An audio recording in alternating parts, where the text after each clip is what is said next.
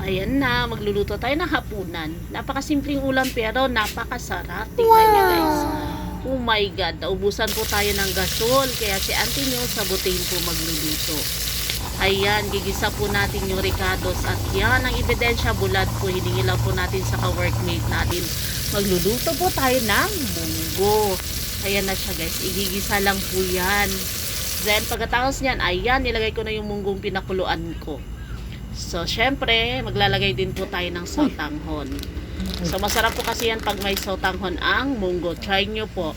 So, ayan, palalambutin lang po natin ang sotanghon. Imimix po natin siya sa munggo.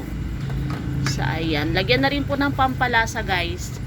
Para lalong sumarap. So, ayan, naglagay na rin po ako ng gulay. Gulay is life, eh, di ba?